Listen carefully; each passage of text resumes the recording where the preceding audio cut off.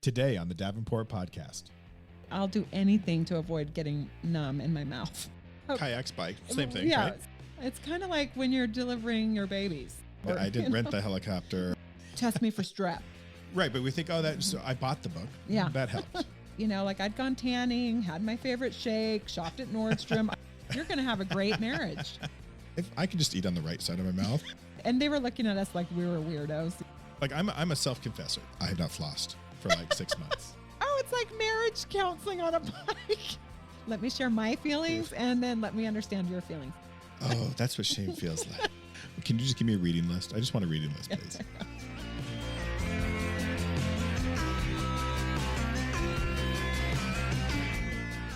Hello, Jamie. Welcome back. Hi, Guy. It's good to be back. Always good to be on the Davenport. Yes.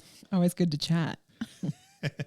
So this week, you took a little trip, right? Yeah, my husband and I've never been to Lake Tahoe. It's on my bucket list. Wait, so you've never been to Lake Tahoe? Never. First time. Nice. And I've lived in California how many years? So we flew to Reno. That's a gem.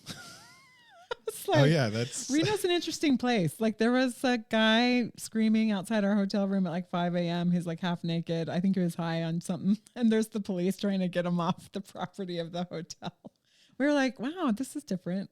So Reno was great. Was that first time to Reno then? First time to Reno.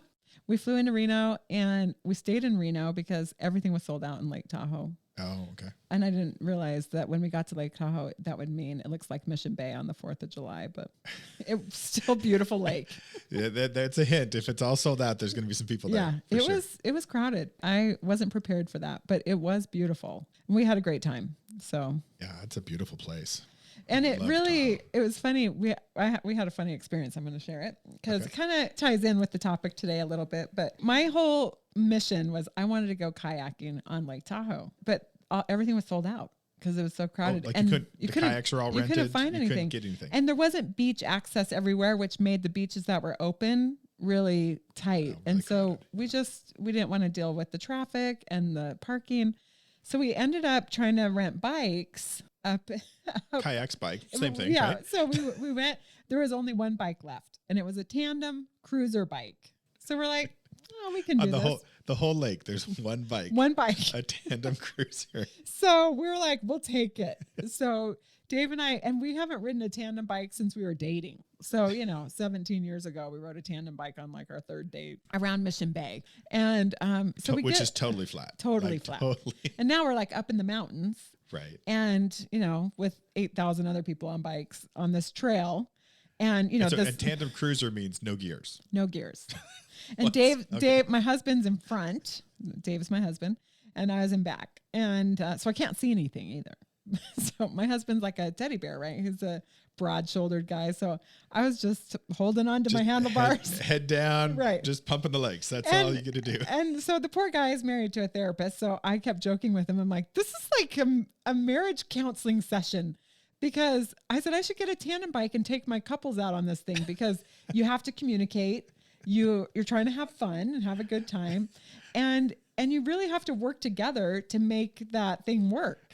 And so we're like kind of joking and laughing. And there's this couple walking on the path and they just looked sad. They looked like they were married, but they weren't holding hands. They didn't have any kids with them, but the husband just looked distraught. So and they were looking at us like we were weirdos, on this bike, and we're laughing, and we're not petite people. So I'm sure we looked funny on this bike. And so we ride past him and I'm like, oh, it's like marriage counseling on a bike. And the guy just looks at me, no smile, no affect. And he's like, that sounds fun. And my husband's like, he didn't think you were funny. He didn't get that. He didn't get it. He didn't think I was funny. But I did think maybe I should get a tandem bike and put it in my practice. And every once in a while, I'll just make my couples go out and ride it and record them. Right? Yeah, see how they do. Because I think some people could get divorced over a tandem bike.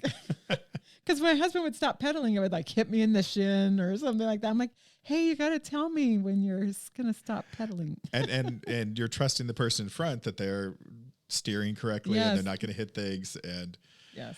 Yeah. But it was fun. We had a great time. And so then the next day, everything was still sold out. So we went to Squaw Valley and where the Olympics were in the 60s. And it was beautiful. And we rented e-bikes. Oh, hey, that sounds like a And great upgrade. in fact, we were saying this would have been really fun with you guys, right? With some more families. And we rode like 40 miles. And those e-bikes, you don't even feel like you rode 40 miles. You just, it helps you up the hills. You just press that little button. You just push the button and it's kind of like when you're delivering your babies. It's just like you have that little thing to give you more drugs. I watched a woman the other day. We live in a neighborhood that has big hills, and there is a whole peloton of bikers coming up, all decked out in their outfits, and they stop the light, and the light turns green and they get started, and this older woman on a e-bike zooms right past them, just cruising up the hill. Barely, I mean, I think you're supposed to kind of pedal. Yes, you are. But she just feet steady. And I was like, oh, I bet they are so mad at her right now. I will say they burned more calories. Yes, for sure. My watch, I was like, oh, wow, in 4 hours, I burned what it usually takes me an hour and a half on my real bike. Yeah. We did burn some calories on the tandem bike. I'll say that. Oh, yeah, tandem bikes. But no, we had a good time. But, when I saw that couple walking, it just got me thinking about the couples I work with and friends I've talked to over the years. And I'm sure you get this in the associations you've had in coaching. This couple, I just thought, there's a lot of joy to be had in our relationships, especially when you're out and you're alone and you're out in some beautiful place. And I'm making some assumptions about this couple. Obviously, I'm not their therapist and I don't know them, but I just kept thinking about how statistically, John Gottman says that most couples will wait 6 years before they come in. Like that 6 meaning years? like they'll start to feel unhappy in their relationship, and that will go on for 6 years before they actually come in for counseling. And when I first heard that statistic, I was like, I completely buy it, because when I get couples, it's so that's not surprising. No, I feel like I'm the 911 call. And by the time they get into the office, I'm like, why didn't you come in when this first started? Or the house is half burnt down. Yeah. And it's much harder. I think we should call the fire department now. Yes. And I feel like when you've been married for 30 years and you're asking someone to change a habit, that's much harder than when you've been married for 3 years. I love when my couples come in and they're like embarrassed because they've been married a year. I'm like, this is fantastic. You're going to have a great marriage because you're open, right? So I thought it'd be interesting to talk to our listeners about if they've contemplated getting help. What is it that keeps people from getting some coaching or, achieving their goals or improving their relationships? That first call to the therapist. That statistic of 6 years seems so, talking about the scenario, it makes sense, but 6 years seems like a long time. That's a lot of diminished return on the relationship. It's a lot of unhappiness. Yeah. To let it go on for 6 years. And I think about a lot of times, people will say cost. Well, it just seemed like an expensive thing. And I always tell my couples, all the therapy in the world is going to be cheaper than a divorce, and I'm not saying there aren't grounds for divorce, but there's certainly, there's a lot we can do in our relationships to make them better and more fulfilling. Yeah, there's quite a few reasons. I think when we were talking about this topic and, put down some notes, I think you and I punched out a couple of bullet points on reasons, but the whole idea that, forego or postpone or ignore the need for coaching goes against, you look in pop culture, right? You want to get good at tennis. Do you just keep trying and figure it out on your own, or do you hire a coach? There's coaches in so many aspects of society, and experts and therapists, whether it be financial or other reasons, it seems very easy, and I'm even guilty myself, right, to put it off and say, I don't know. Yeah. And it's funny because I think about the minute my throat hurts when I swallow, I'm like in the doctor's office, like test me for strep, right? I don't want to mess around with it. But if my relationship is struggling, I can't imagine I'm going to let it hurt for 6 years. Yeah. Just roll with it. What do you think that stigma is about? Why do you think we have a stigma about reaching out and getting coaching or getting some counseling or therapy? Well, so going back on the financial side, I think that definitely is, with whether it's therapy or coaching or, any kind of self-care, or relationship care, we think, well, I don't want to spend the money on it. That's just, I can use that for something else. Or is it worth it? Will it really help? Can I just read a book? Can't I just talk to my friends? But they don't do it, right? Sometimes we don't read the book, but right. But we think, so I bought the book. Yeah. That helped, right? Yeah. I bought the book. And so that's it's on good my enough. nightstand. I showed effort. Yeah. Yeah. So I think we kind of talk ourselves out of it, right? But then the bigger issues are, like you had mentioned, the stigma, or maybe it's fear or shame, right? There's deeper things, but the financial one is always the one that you put first because I don't want to spend the money, right? I don't want to. It's not worth the value, whatever it is. And sometimes I think, well, what's the cost of your relationship? Right. I mean, what's the price of your marriage or your intimate relationship or the relationship with your kids or, whatever you might be needing help with, or even some healing from past relationships, whether it was your childhood or, a past intimate relationship or whatever. I think sometimes we try to muscle through our lives, putting up a persona for others. Yeah. Yeah. I think that's, when I was thinking about, my own stigmas or fears or, what would prevent me from pursuing something like that, I think that was one of them. The stigma of, am I weak? Am I, what have I done wrong? And do I really am I strong enough to address that, right? Or face it head on? Yeah. I think when I went to grad school, part of going to grad school when you're studying to be a clinician is they have you go to therapy. And I remember feeling like, well, I don't have anything to talk to a therapist about. I'm like 28, I'm single, I have a great life, and when I got into the office, the therapist was crafted and put me at ease. And by the end of the session, I was in tears talking about this horrible breakup I had just been through with this guy I totally thought I was going to marry. But I had moved through it, I'd gone tanning, had my favorite shake, shopped at Nordstrom. I'd done all the self-soothing You've done things. all the things. So I was like, I'm over it. This guy, I've moved on. And I started grad school maybe 2 months after the breakup. And he and I had spent a lot of time together for 3 or 4 years. And so it was a significant friend in my life that I lost and this kind of hopeful, idea that I thought I was going to marry this guy. So when I go through this process, I had never been vulnerable like that to someone I didn't know. And I think that can be a big thing. So I know when people come in for the first time, I do acknowledge that for them. I always say, today's going to be the hardest day. Oh. Like the first time in the office is the hardest one. Right. Because that vulnerability, right? The, I guess, classic character of strength is I deal with my own problems. I don't have to be vulnerable. I'm taking care of it. I got it taken care of. I'm good. Right. And so even you in your example, right? You went to a therapist thinking, what do I need to come here for? And then that therapist opened me right up. Good therapist. And was like, hey, let me show you why you need to talk to me. But, I only went for a few sessions and I worked through some of that grief and loss and expectations that weren't met and things, and was able to kind of process that in a way that I didn't carry that around with any animosity. I was able to see the growth that came from that relationship and the opportunities that I was taking advantage of as a result of it ending. I was like, okay, what am I going to do next? What am I going to pursue in my life? And that had really propelled me into this next chapter that became my livelihood. So thank you to that guy who broke up with me in Seattle.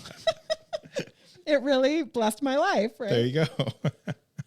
No, I think going back to the stigma, it's very common. It's not. Have you ever had anyone come running to therapy saying, "Oh my gosh, I'm so excited for this. This is for me," right? No, never. I think in coaching, there's a little more of that. There's a little more like, I want help. I think this is gonna, do something for me. And total honesty, and it's not therapy, so it's easier. It's more fun or something.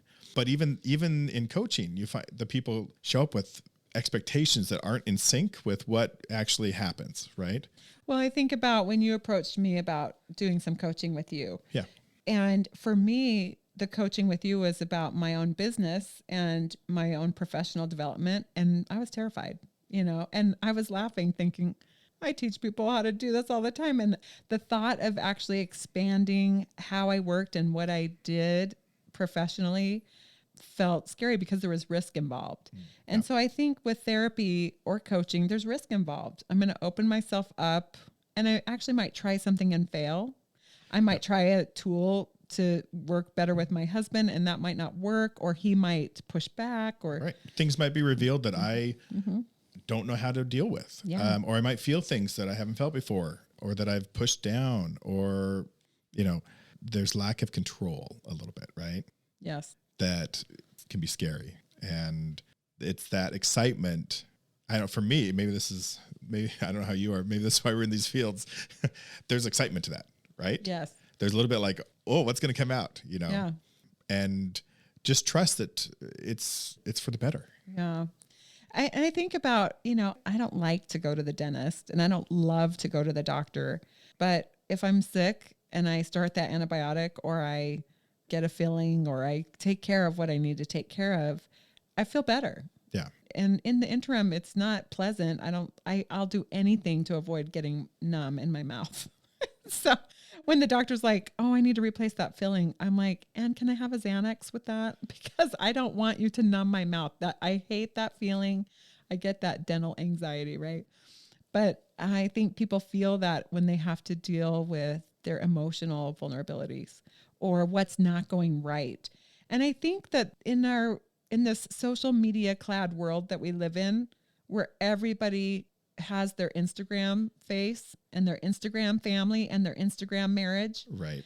Then I have these poor couples coming in going, I can't do what Johnny did for his wife's birthday because I don't have the budget for that. Right. I didn't rent the helicopter, and we didn't, go to Maui. Right. I didn't spell her for name. their 14th anniversary. Right. I didn't spell her name in diamonds on the bed. Exactly. And so I think there's this competitiveness.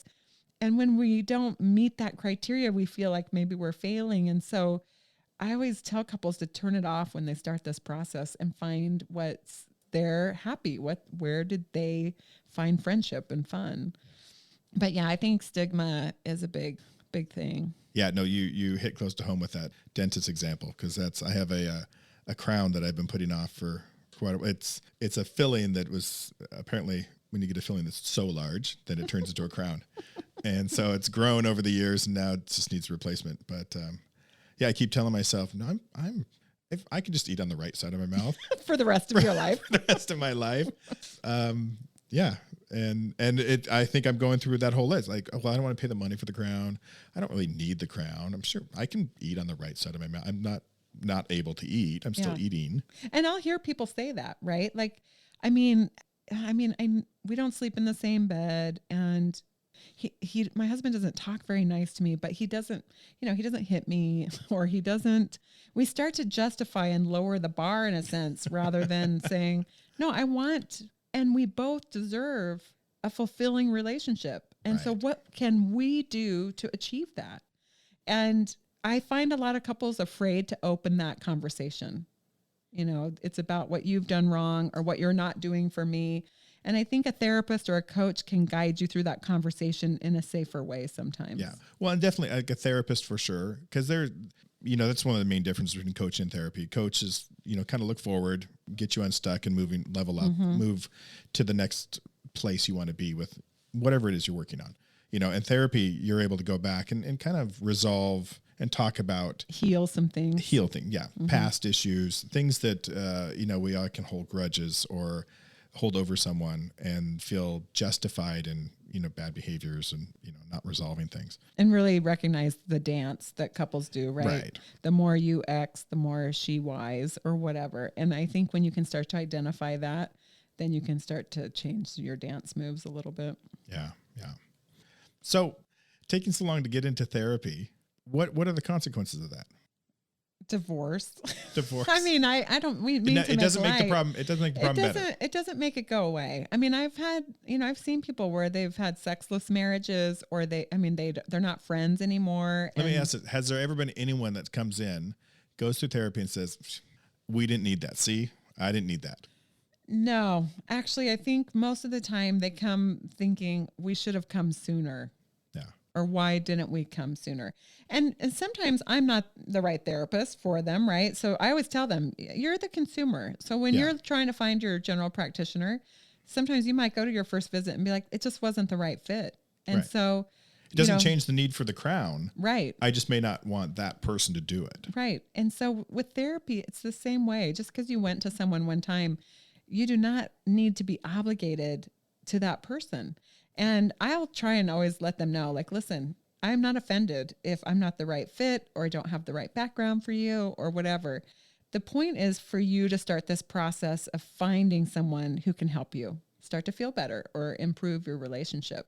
And if I'm one of those people that gets you to the right place, I'm okay with that. Yeah. If you're a stepping stone, or if it just, whatever it is, even if it's not a great experience, but it gets them talking and working through things, that sets them on a trajectory for success. Yes. I think about when I was a teenager, all my brothers were on Accutane, right? and I remember that's the acne medicine, acne right? medicine. And the dermatologist used to say to them, and the only reason I wasn't on it was because of swimming. It was too drying, I guess, for my skin. So they had me on something else. But I remember you were on chlorine, right? That's what you were on, full chlorine wash. And some other thing. I can't remember what it was called. But I remember them telling my brothers, it's going to get worse before it gets better. Because what the Accutane does is kind of bring everything to the surface and then it clears up the skin. I mean, I'm no dermatologist. Yeah, but, I didn't know that's how it but worked. It's okay. something like that. And so I always joke with couples when they come in that therapy, kind of like Accutane, it kind of brings everything to the surface so we can deal with it. But then it's no longer toxic because when it's still there. You're carrying it around, or you're carrying around the contempt or the resentment or whatever. And it's there and you're breaking out. Your relationship is suffering from it. But if you can bring it to the surface and put all the cards on the table, you start to figure things out. Right. It's so much easier to clean your garage when you take everything out and put back what you want. Yes. Versus in the middle of the mess, trying to sort and move boxes. I'm notorious for that. My wife, I only make enough room for like 3-inch clearance and we move stuff around and, it's like after a while, you're just like, just empty it and throw it all on the driveway. Yeah. We got to start over. Yeah. But if you're hiding things or you don't know stuff's there, how can you deal with it? Right. Yeah. And so I think taking that first step takes a lot of courage, which I think leads into fear being a big thing. Yeah. I think the fear of, we joke every time we talk, like, oh, we're going to always end up talking about feelings if I'm around. And it is kind of true. My poor husband, I'm always like, well, feelings. Let me share my feelings and then let me understand your feelings. And my husband didn't grow up in that kind of an environment where they talk about their feelings. Right. So this is a new thing for him. Not now, because we've been together for a long time. He's not afraid of the feelings anymore. He just knows that's... He actually is really good sport. He's like, I like talking about our relationship. I'd like to examine where we can do better. So he's on board. He doesn't roll his eyes. Tell me more about the shame. How is shame a part of or a deterrent for therapy? Well, it's interesting. When you read Brene Brown's work, she'll talk about perfectionism being the co-pilot to shame. And so I think really, and perfectionism is based on worrying about what others think of us, not what we think of ourselves. Right. And so the shame, I think, comes from, I picked this person, now I'm unhappy, and now I have 4 kids. And many women have chosen to stay at home with their kids, so they haven't worked and they feel like they're stuck and dependent financially and all of these things. And then there's shame in, why didn't I have some financial independence? Why didn't I pick a better partner? Right. And so I think, why did I have so many kids if I wasn't happy? Right. And I think that they just don't want to deal with, this doesn't necessarily mean this is the wrong person, or that you shouldn't have stayed home with your children or worked or whatever it is they're feeling bad about. Well, instead of making a choice, they are saying that they're a bad person because of the choice. Right. And the reality is most relationships, I don't mean this disrespectfully, but it's a crapshoot, right? None of us have any control over what our partners are going to do. So we try to get to know one another in a sense that we have a decent sense of their character and judgment. Right. But when people come in, this is my favorite thing when they come in and I'm like, how long have you guys been together? 27 years. Oh, that's a long time. Yeah, that's a long time. But she's nothing like she was when they got married. And I'm like, well, I hope I'm not the way I was when I was 25, when I'm 50. Like I hope I've evolved as a person. And I think oftentimes we don't give our partners room to grow and evolve, but we expect room for us to grow and evolve. Oh yeah. Yeah. So maybe your wife was super fun and flirty and always up for anything. And then 5 kids and 25 years later, she's like, it's 10 o'clock. I'm really tired. And you're like, well, this isn't what I signed up for. This is, and you're like, well, if we ask her the question, you're probably not the same guy she married either. right. But we're not always willing to look at ourselves. And so the shame, I think, comes from, I'm not enough. I'm not doing something right. I think we go into this spiral of, I'm just not good enough in some way. And does that prevent people from coming to a therapist appointment? Or I think so, because I think it's just a general worthiness thing. Yeah, right? maybe I don't deserve to be happy, or maybe I made this mess. or so the therapist will be like, yeah, you made a bad choice. And you made the bed, lie in it. And that's not what the purpose of therapy is. The purpose of therapy is to help you empower yourself and figure out what you want and how to achieve what you want. And coaching, is the same way. What are your goals and right. what's getting in your way of your goals? In therapy, usually you're in your way. So it's about how can I help you get out of your way so you can have a happy marriage or, have a decent relationship with your 17-year-old, which can feel impossible at times. And I'm guessing none of these things we've talked about, they don't arrive saying, here's the reason I haven't come sooner. This all materializes as they get into the process, right? Yes. I feel like most people come in. Like I'm a self-confessor. I'm the first one. My wife, another. She's nodding her head. For those that don't know, yeah. My wife is in the producer booth while we do this. If I feel guilty, I'll push myself to go there to like show up at the dentist, right? Mm-hmm. First thing I tell the hygienist is I have not flossed for like 6 months. You are a confessor. And she's like, oh, that's okay. I was like, no, you don't understand. Like, really? I don't. My gums are going to bleed. Right. I'm here because you need to clean these things. And so I feel like I would be that person, like going into, even in my coaching training, when I do example or training with someone, I confess, oh, well, I did this, or I was thinking this, or I don't even know, I'm saying this, but I don't know if it's true. Yes, yeah. Do you find that it's that easy, or am I a rare breed to come in? If I were on a therapy cast, I'd be like, okay, here's my list. I prepared. I did my homework before the first session, and here's everything I need help with. It would be dreamy if that happened. That is not always the case, however. Although it is easy for them to bring a list about their partner, right? If only my partner could be this and this and this and this, our lives would be a lot easier. It's pretty easy for them to tell me what their partner needs to change. And it sometimes seems so accusatory, like like I'm choosing my words here. It's hard to look in the mirror, right? And therapy is really about like looking in the mirror. It's not about, let's look at your spouse in the mirror. It's really what can you change? What do you have control over? And so I think if people could understand that the purpose of therapy isn't about destroying you, it's about empowering you. And that is when we can acknowledge what our weaknesses are, then on the flip side of that is being able to acknowledge what our strengths are. And which we are also afraid to do when we're filled with shame. We're not going to go and be like, well, I am a really good wife because I really invest in our relationship, or I really try to be vulnerable, or whatever it is. We're not willing to acknowledge our strengths when we are so ashamed about our weaknesses. Yeah. No, I think, those are good. I'm internalizing here, and I'm thinking of my own. Maybe this would be a good example. If you can counsel me here on my own issue. So as you've seen, I wear some readers. and for the record, I don't. And I'm older. Oh, that's what shame feels like.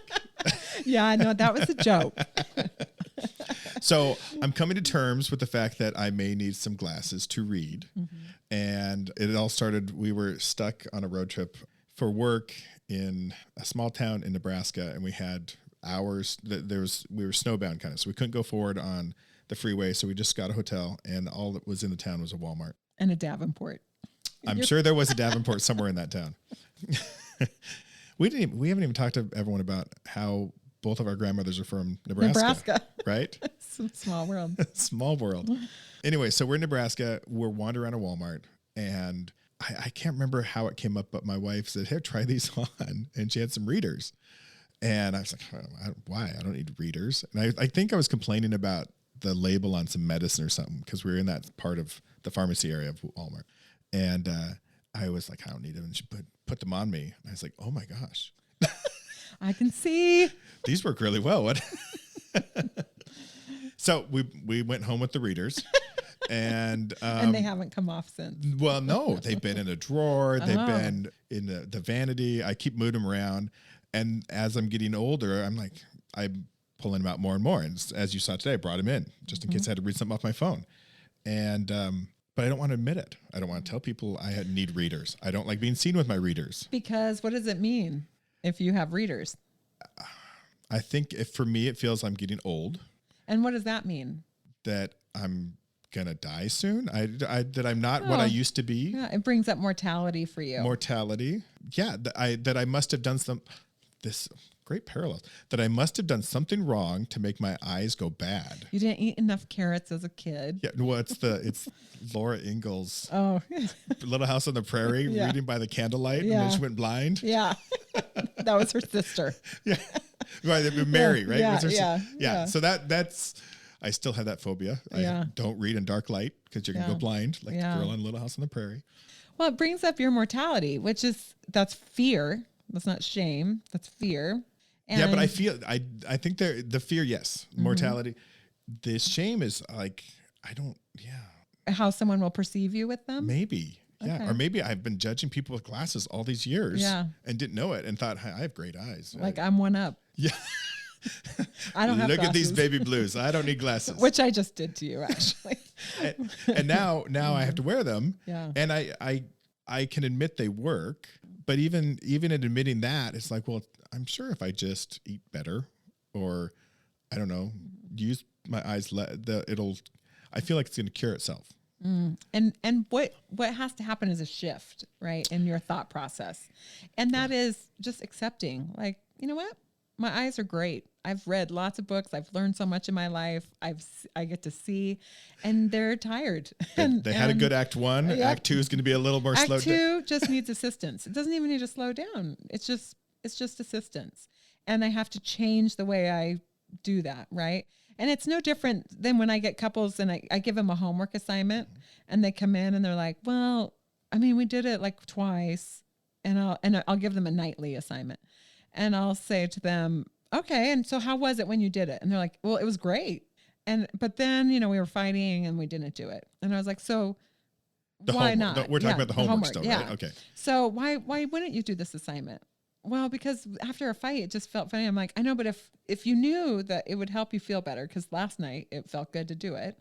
And then, if you could engage in this exercise after a fight and kind of have some repair, wouldn't that be great? Well, yeah, I don't know. It just felt like it was so much We wanted to fight effort. instead. And sometimes I think people want to have a fantastic relationship or a fantastic career, but I don't want to work for it. Yeah. Amen to that. And I have a roommate who I love, and if she's listening, she knows I love her. And on the first day of class, we would go to all of our classes, and she would come home and be like, well, I'm dropping this class and this class. She would drop any class that required more than 3 papers. She's like, I hate writing papers. Good criteria. And I was laughing. I'm like, don't go to law school. Yeah, I want to know what her major ended up being. She's a speech therapist. I mean, she has a master's degree, and she's a speech therapist. And she's fantastic, but she just knew, like, I don't want to do that. And I just use that as an example of knowing yourself, right? So if you're going to go to therapy, but you don't want anyone to give you tools or another way of thinking or maybe some ideas, a lot of people come in and like, well, we tried therapy. It didn't work. Can you just give me a reading list? I just want a reading list, please. or at least just books to put on my nightstand. Nice. I think you have to be willing to say, it's time. It's time for me to put the readers on. It's time for me to do this work so that my marriage feels better, because I deserve that and my spouse deserves that. And this is going to be part of me going forward. Yeah. And there's no shame in that. Yeah. I'm not 18. And so I don't have to pretend that anymore. And I always joke with my husband when I see pictures of myself, 20 years ago, I'm like, oh, wow, it's like false advertising, right? Oh, like I'm getting tired or older, and it just isn't. Like, this is me now. And I still have a lot to offer, and so does he. Yeah. It doesn't make us worthless because I need readers or because we need some counseling or whatever it is, right? And so I think we just have to work to educate people and empower people to say, hey, get some help. Yeah, even try it, right? Mm-hmm. And find the right fit. It could be coaching or there are relationship coaches. Right. There's so many different versions of counseling or therapy. And even oftentimes the couples in my own office, I say to them, what we're doing isn't clinical. This is relationship coaching. I'm giving you tools because they have insight. They're able to look at themselves. We're not doing any inner child work or anything like that. Yeah. We're just doing some coaching. And I find that when I talk to them about that, they feel a lot more at ease. Well, and bottom line, the therapist or the coach or the counselor, they're an advocate, right? Mm-hmm. They're not there to catch you. They're not there to trick you. They're not there to just make money off of you. There's passion in that career, and you want the best for people. Yes. Right. And so it's just try it. Do it. Yeah. Don't hold back. So where are the readers? Where are the readers? Can I get a chain? I'm just going to start wearing them around all the place. We'll get you a lanyard. Yes. For your readers. Then you won't lose them. That's the next chapter. I keep asking, how do I do my readers with these headphones? They need headphone readers. Yeah, that's your next invention. There we go. You put Erin on that. She can come up with a prototype for that. Well, as always, Jamie, it's fun talking to you on the Davenport. Thanks for the topic. That was a great insight into why people are so reluctant. It takes so long to get to. It takes a village. We all need each other. So have a great week. Take care. Thanks, everybody. The Davenport podcast is provided for informational and entertainment purposes only. Although Jamie is a licensed clinical social worker and Guy is a professional life coach, the information and opinions shared by the hosts and their guests are not intended to be a substitute for professional, medical, or mental health advice, diagnosis, or treatment. The information on this show does not create a client-therapist or coaching relationship and should not be taken as professional advice or guidance. Please consult with your physician or a qualified healthcare provider regarding any medical or mental health conditions.